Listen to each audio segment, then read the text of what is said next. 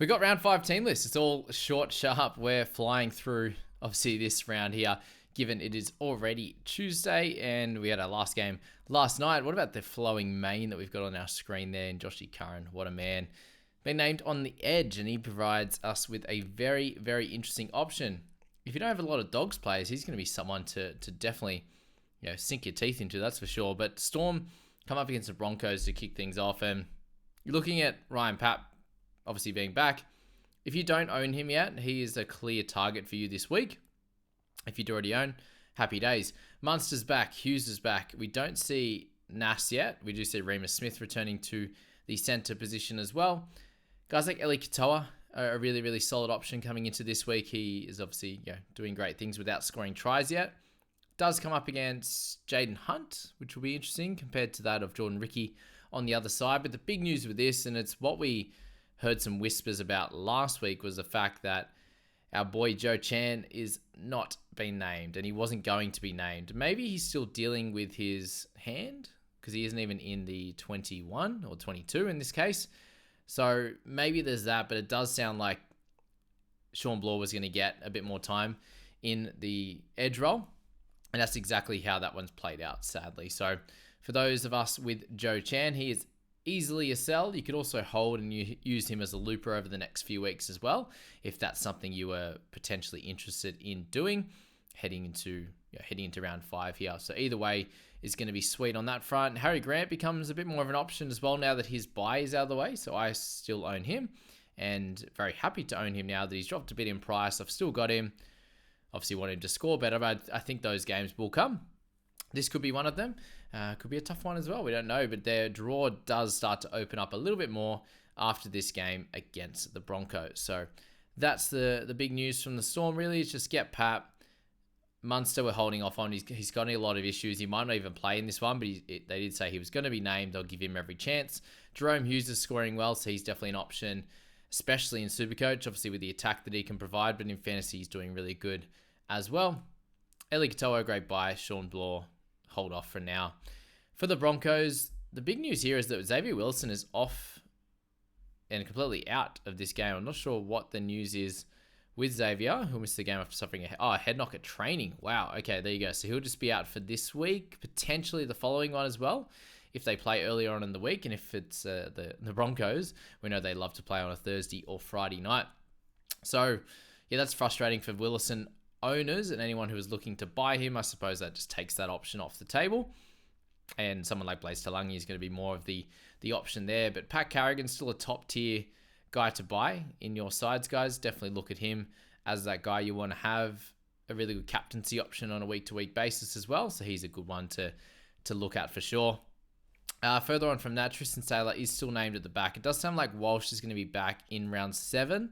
So a couple more weeks out for Reese, a couple more for Saylor, and he'll do good as he did last week. I think he'll be able to score better in Fantasy than he did last week with his 38. You got Cobbo and Staggs in the centres. Mariner and Arthurs keep their spots there as well. From the forwards, it's Ben Takura who ends up getting his debut, so congrats to him. Tapa'u is still out of the side in the reserves, and Jock Madden obviously was out last week as well for Reynolds. And then Jaden Hunt keeps his spot. Don't look at him. He's not going to score well enough unless he scores tries, but again, you don't want him for just a few weeks.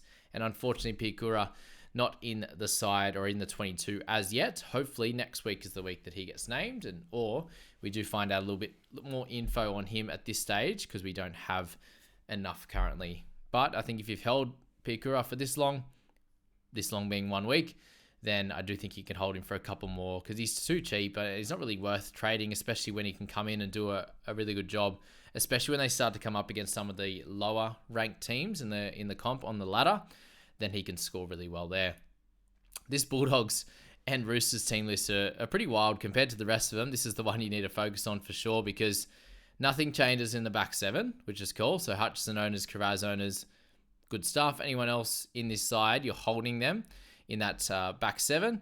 And then King, and we get Sam Hughes. So Whisperer put out a fun little meme out there of Sam Hughes and then popped in the Bradbury coming through and winning his gold, and that's exactly what Hughes has done here with a couple of guys going down injured.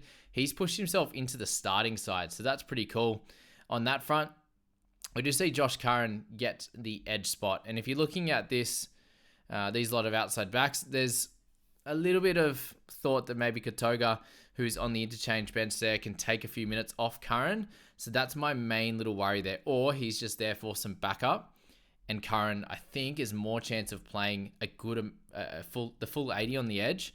And then potentially Katoga comes in and plays some middle, considering they've got Liam Knight, who played low minutes last week.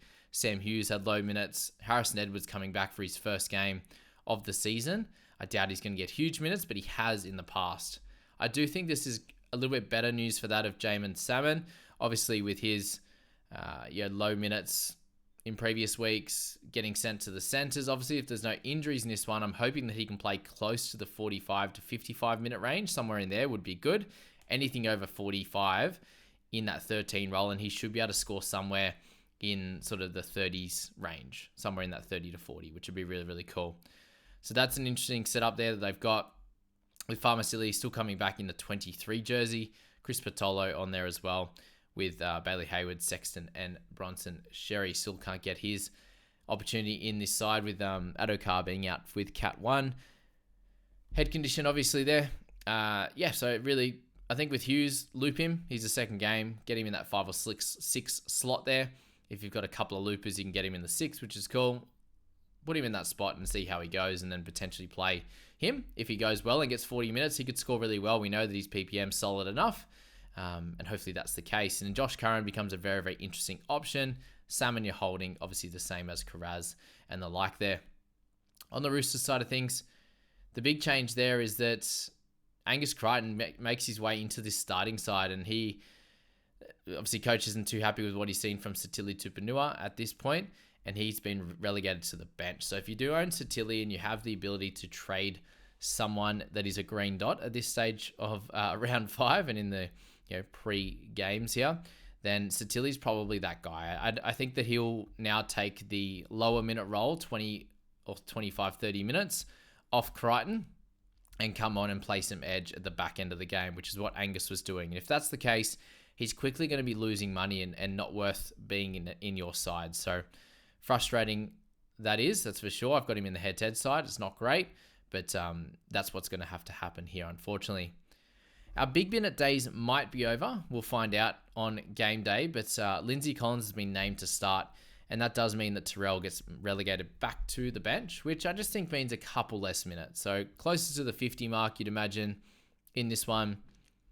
Yeah, somewhere there, not the mid to high 50s, but his ability at the moment has been top tier, and we know that he could definitely get some offloads and get some attacking stats against this doggy side, especially devoid of some really, really good forwards at the moment with a couple injuries there. So that's the situation with Terrell. That's not a problem at this point.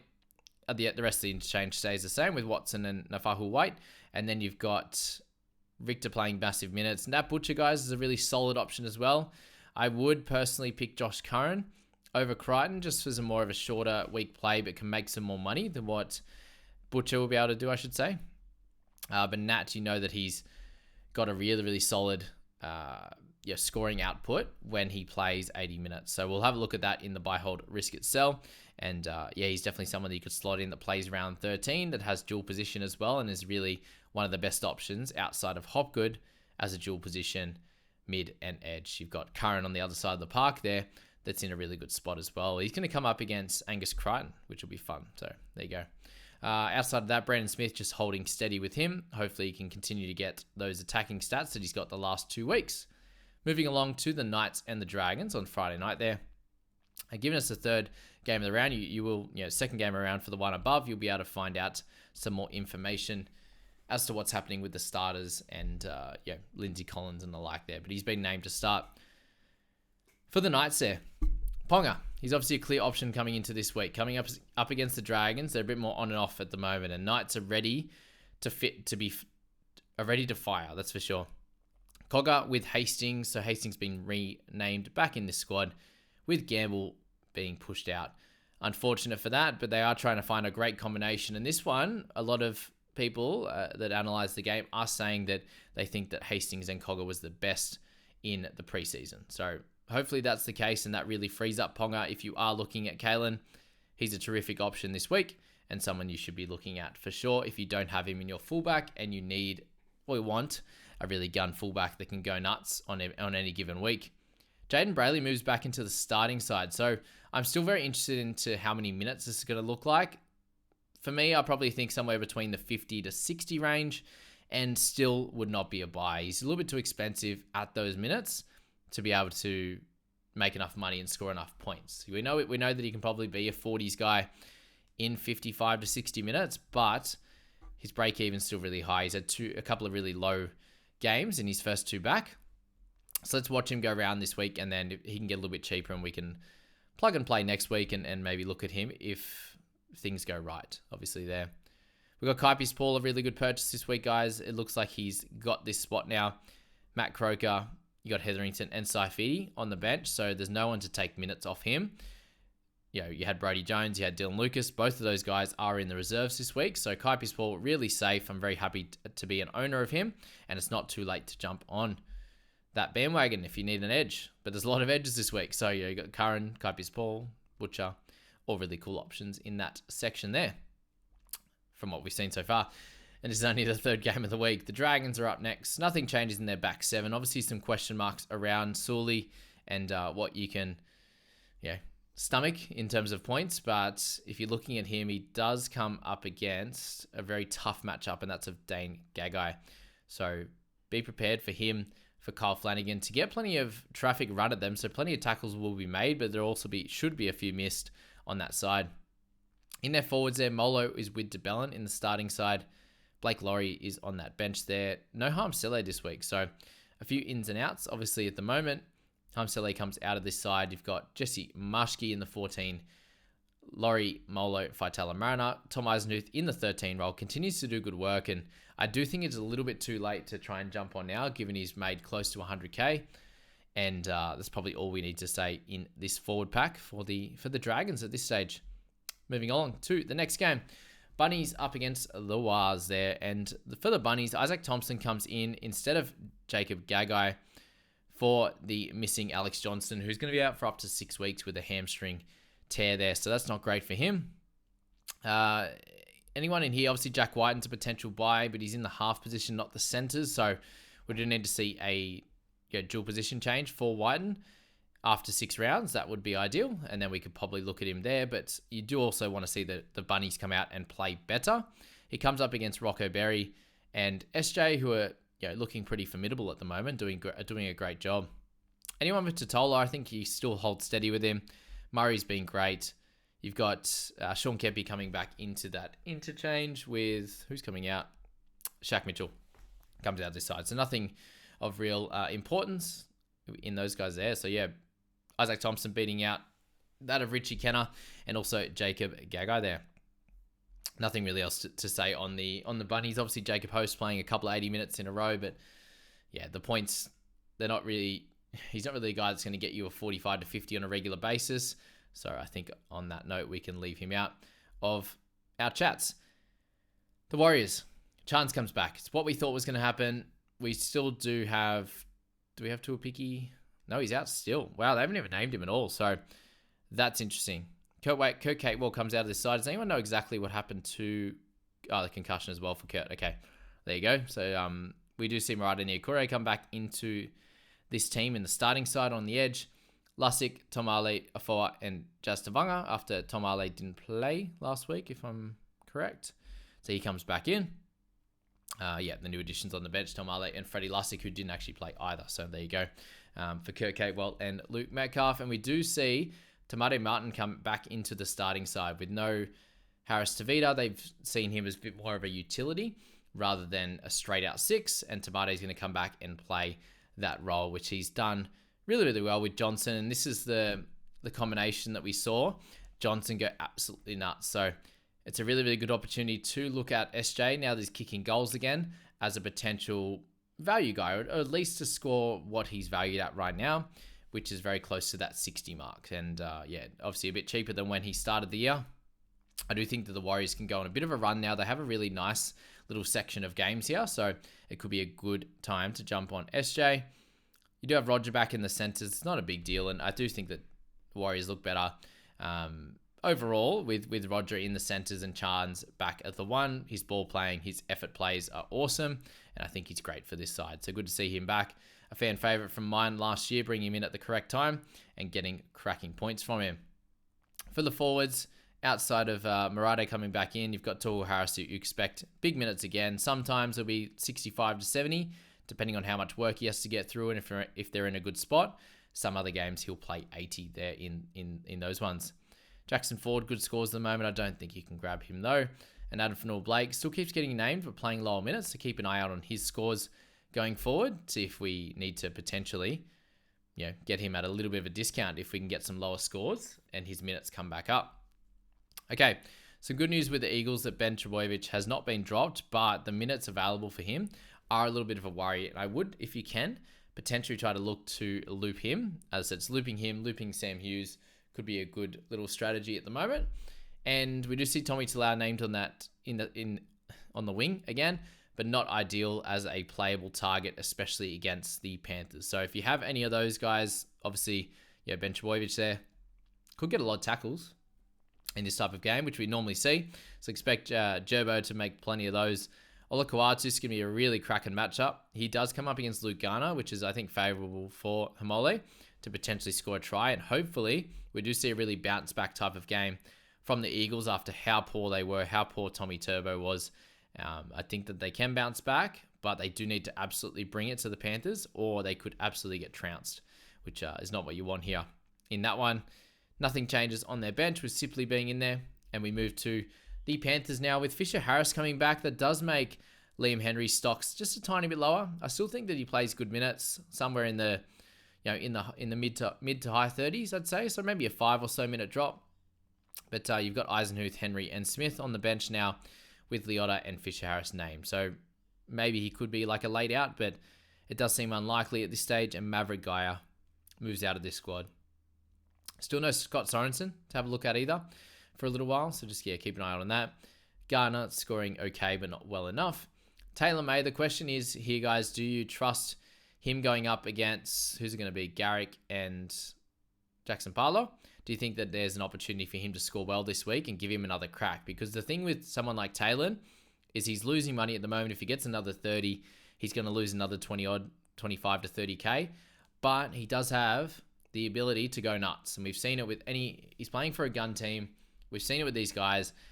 My gut tells me to give him another crack. The head tells me to cut your losses. There's a good chance he scores 30 again with how things are looking. And he's going to lose another 30K. So there's that part of my brain. And the other part says, give him another crack. He's coming up against Garrick, who I think that, a decent enough defender, but he's still fairly new in the center position. So, do they go for that side? Do they go for the other? I'll have to review some of the tape as to what side teams are going through in recent history. And if you've got that there and if you're a Manly fan, you've been watching that, or one of your players went up against one of these sides, let me know in the comments. But I'll go back and have a look at that before I make any decisions on what I'm doing with Taylor. Obviously with a bye next week, but I don't have any other Panthers players. So if you're in the same situation as me, I think that will help. What I just spoke about then will help your decision making. Isaiah Yeo still, I wouldn't buy him this week. Round 7 could be the play if you're still looking at him. Or now it's just a end of season type of guy is Isaiah Yeo. Now that, we've got through 4 rounds. He's got one more until their bye. And then, it's hard to buy someone like that at top price. Coming down actually a little bit after his 2 lower scores. But I do think he can go nuts in that game. Dolphins up against the Tigers now, guys. We've got, Hammer in there. Sako had a really good game. Bostot scoring well. And he has, a very low break even. Now, I wouldn't go ahead and buy any of these guys now. They start to come to the end of their easier run. So you'd say that the Tigers will be a fun, close game. But after this, it gets a little bit harder for the Dolphins. They've had a very nice start to their season. You've got there Cody Nikorima, Isaiah Katoa. I expect a bounce back from Isaiah, so hold him if you bought him or if you own him after his lower game. And then Tom Flegler, I wouldn't push anyone away from buying him, but he is up a fair bit now. And as I said, I think if you're buying it at this point, it's probably 5 points of value. Do you want a little bit more for a guy that's going to play Origin? That's probably the question, but he's looking awesome. No signs of Connolly Lemuelu. We do expect at the moment that Aiken's likely to play at least one more game, but he is playing pretty well, and you could definitely see him continuing to keep his spot when Connolly comes back. So keep an eye out on what's going to happen with that. If you do want to buy him this week, it's a risk that I think could pay off. It could also backfire as well, and you have to trade him out in a couple of weeks. But Aiken, if he was to keep this spot and Lemuelu comes back and plays a bit more cup or comes off the bench, and yeah, it could be definitely an interesting one there. Max Plath got 2 games, so Ray Stone comes in to start. Kenny Bromwich comes back onto the interchange. So I don't think it affects Felice or Aiken. They'll just use these guys through the middle there on that one. And then the Tigers, we see Sullivan come back into the 6th position and Latu Fainu in at 14. So we will get a chance to see him at some point in this game. And maybe it is, for 30 minutes with Sullivan playing 50, or maybe Sullivan's there and he can come and take a couple of minutes off Appy Coruscant if the team, if that worked for the team. Outside of that, Justin Olam scoring a couple of doubles. I think that's going to come back down to earth, so it's probably not worth buying him now. If you started with him, awesome hold. Outside of that, to no. Fino as well, if you bought him a couple of weeks ago, that was the play. Not any further, but Galvin and Plath, meant to be up against each other this week, are both out for 2 weeks. So tough one if you're in Supercoach and you own Plath and Galvin as your 258. So it seemed like a really good strategy until it wasn't, unluckily enough. Cowboys come up against the Titans, and their back 7 is the same. Scott Drinkwater, Val Holmes, still really top tier guys at the moment. Expect a little bit of a bounce back from Robson, potentially some attacking stats like he had in the first few weeks. I'm holding on for dear life in Supercoach with my Zach Laybutt pick, and hopefully we can get a try out of Ruben Cotter. That would be great. Or Finifuiaki for owners of him. None of those guys are a buy at this point, all just holds. Nothing changes with their bench. On the Titans side of things, you've got Jaden Campbell, who's still an option. I think there's merit in buying him this week. There's also merit in holding off from Jaden Campbell. The numbers say that he is a buy. He's an early to mid 40 scorer when he plays fullback, even in a team that's pretty poor. But they are junk at the moment, Titans, and they really need him to kind of stand up and get some attacking stats. So there's definitely weeks where I think he can get a 50, and then there will be weeks where he gets a 27 like he did just then. So probably working out to be somewhere near the 40 mark. But again, catching it on a week-to-week basis is going to be all about luck. That's for sure. They end up naming the same forwards. Aaron Clark moves into the 13 role, though, with Jamin Jolliffe moving into the forwards. So we do lose Isaac Liu out of this game. I'm not sure what that was. Let me check on that one. Isaac Liu out under concussion protocol as well. So Aaron Clark might get one game at 13. Keaton Palacia was out because of a quad last week. So there you go. That's interesting. Khan Pereira. Didn't even notice that. Khan Pereira's out of this side as well. And Harley Smith-Shields gets an opportunity on that wing. So they've wielded the axe a little bit. AJ Brimson still stays in the center position. Jojo Fafita, the other winger there in that one with Philip Sami out. So very impressive from Sami to get through that game. Still scoring a couple of tries, but has an ankle injury. So impressive by him. Titans is probably worth just watching because I think that the Cowboys could definitely put on a bit of a cricket score on them if they come out and bounce back. That's probably the worry there, that they got smashed last week, and both teams did. But Cowboys, after starting well, got smashed by the Broncos, and they'll want to show that they are a good team. That's for sure. And then Raiders and Eels on this one. We don't see any changes in their back 7 with Chris still being there, Savage and Schiller. No Nick Kotrick on this one. Geordie Raps is still there. Hopefully, as I said, he's there for that Titans matchup next week. The big news here is Atta Mariota. He did move out to the edge after Hosking went down with the head knock, and Atta ends up keeping that spot. I don't see him playing 80 minutes, but the question here is it going to be Simi Sasangi going to end up on that edge position role and split some time there? That could potentially be it. I hope in that case that if I'm holding Morgan Smithies that he does get bigger minutes in this one, and Corey Horsburgh and Salo there do just play directly through the middle, and Simi is going to be there as some edge cover with no Whitehead and no Hosking. I do see that as being better news for Morgan Smithies, and it's a good chance that I do hold him and hope that he can get into the 40s this upcoming week. So very, very interesting how that one's going to play out. I do think there's a chance that Morgan plays into the 70s minutes in this one, with Horsburgh playing through that front row with Papali'i, mixing some time there. I don't think Horsburgh he looked okay. He didn't look incredible. And I do think that that's probably the way they will play this, with their reserves staying exactly the same. With Emre Gula there as well, he could potentially come in, but I do think there's a high chance that it sticks as is. And then on the Eels side, obviously, guys, Fogarty still a decent buy, but be aware of how many Raiders you're now adding to your side, especially if you've got Seb Chris or Rapana, Danny Levi, all the rest. Strange, like myself. All right. For the Eels, we've spoken about Gutho being a really tremendous buy. I think Simonson, he's been pushed back into the centres for Morgan Harper.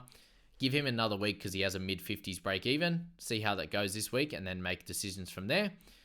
Blaze Talangi, a terrific buy this week at 300k. He's the only real cheapie available now that Willison's not there. Liam Henry, we got Fisher Harris coming back, so he's at a bit over 400k now, a little bit of an awkward one. Dylan Brown, a terrific buy as well. So Gutho and Brown and Talangi, all terrific buys. The big news here, guys, is actually Ryan Madison moving to that edge spot. So Bryce Cartwright not named again. Probably means he's a sell. If you're looking to hold, that rib cartilage, not a good look at the moment. So that's where my thoughts are around Cartwright. Madison moves to the edge, but for how long? Is it a week or two until Cartwright comes back? We know that Madison scores well, but probably not worth falling for that trap right now. What we don't see is Brendan Hands on the reserves bench. So it looks like this team will be pretty set. None of these guys are have any injury concerns. So in that scenario, it may mean that Joey Lustig is actually a hold. Thank you to Ewan for reaching out as well. Like, he goes, yep, he brought Lustig in the same time as me, but he goes, I know the rage is strong, mate, but just you're talking about how to focus on guys and what their scoring is in the minutes that they've been provided and what the stats say to you. And I'm looking back at that after he said it, and the rage is starting to go away, because you're looking at his scores, even with those two scores in there, in that average of games where he plays over 60 minutes, he still averages 47 in games where he plays over 60 minutes. So that does include the one on the weekend. And what's going to kill me right now, right, is I said he should have got a tackle break. Yeah. If you look at footy stats right now, right, what you do see with him is that they've put in his tackle break. He's got 24 here with the tackle break last game, but that's not shown in his fantasy stats. So, like, what's going on there? They decided to put the stat in now, but it's too late. The game's already moved on and the lockout's already started. So, absolutely wild how that's come about. But look, you look at over 60 minutes there, and he has a 46.8 average across 75 minutes, and that's in 12 games that he's got that. And if you extrapolate that over to over 70 minutes, it's a 50 average in that time, and that includes the 28 that he got in round 3. And when I tell you that this is not what happens in games where he plays big minutes, I'm being serious. Even last year, he had a game with 7 missed tackles. Like, he had 4 on the weekend, which wasn't good, but 7 for a 36, and that was a pretty tough game for him, right?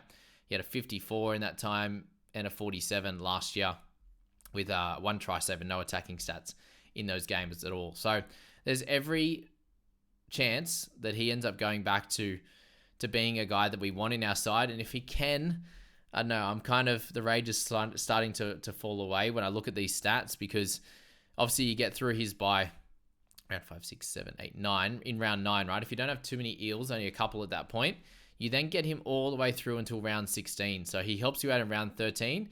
For me anyway, with Harry Grant. So does Danny Levi, but do we have Danny that long? Whereas Lustig now priced at 38, surely you can average at least 38 from here and then have games higher than that. So that's kind of the general thought with Lustig. If you're potentially on the fence and looking to hold, I suggest to do so, because we don't see those low games happen for him. If you go back to the 60 minutes there, 28 and 24 are his only games when he plays 60 minutes or more under 30, which is just ridiculous. And he's done it 2 weeks in a row. So, showing he looked pretty good in those first couple of games, only missing 3 tackles. He's then missed 6 since.